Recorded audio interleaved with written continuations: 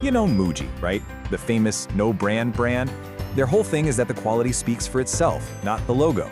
So how in the world did a company that prides itself on not having a brand get tangled up in a legal war over its own name that lasted for 20 years? Well, let's get into it. Okay, picture this. You're walking through a mall in Beijing. You spot a Muji store. You know the vibe, all minimalist wood and clean, simple products. But then, hold on. A few shops down, you see another one. Same name, same look. One is the Japanese Muji you know and love. The other, a completely different company.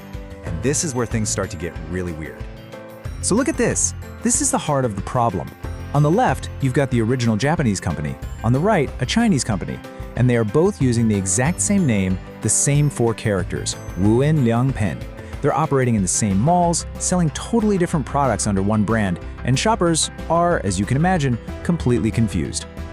Right? That's the question everyone asks. How can 2 totally separate companies legally use the same famous name in the same city, sometimes even in the same building? The answer isn't some simple knockoff story. It all comes down to a really crucial detail in intellectual property law.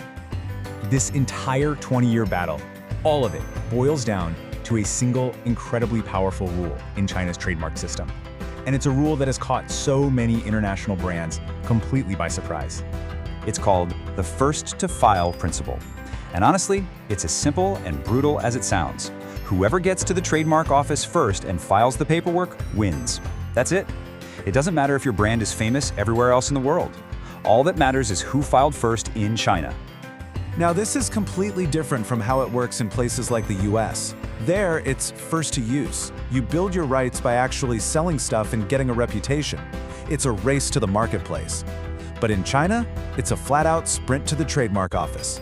Your brand's history outside the country, it means next to nothing. And here's the kicker. The Japanese Muji actually thought they were doing everything right. They were proactive. They filed for their trademarks in China way back in 1999, years before they even opened a store there.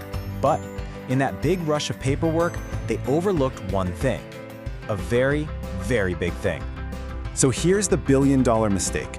They registered their name for clothing, for furniture, for stationery, all the obvious stuff. But they completely missed Class 24. And what's in Class 24? Oh, you know, just some of their core products. Textiles, towels, and bed linens. There was one tiny little gap in their legal armor, but that was all the openings someone else needed. And that one missed category? It kicked off more than 2 decades of lawsuits, appeals, and just absolute legal warfare. Just look at how this all went down. In April 2000, literally months after Muji's filing, that Chinese company swooped in and registered the name in the one category Muji had missed. Muji immediately started fighting it in 2001, but the courts kept siding with the Chinese company.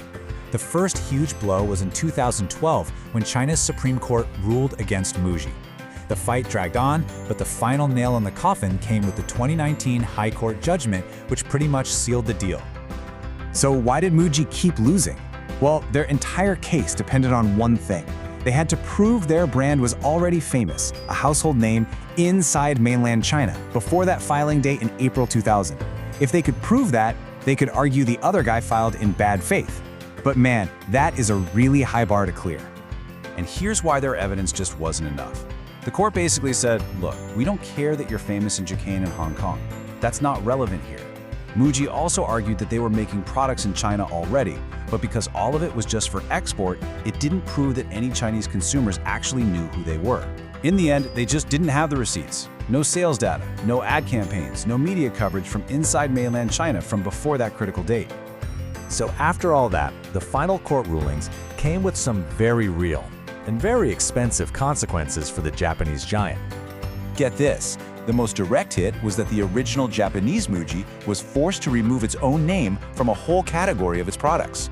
You can walk into a real Muji store in China today, pick up a towel or some bed sheets, and the iconic Chinese characters Wu In Liang Pin are just gone from the label. And then, to add insult to injury, Muji publicly accused the Chinese company of trademark squatting. You know, basically saying they did it in bad faith? Well, that backfired big time.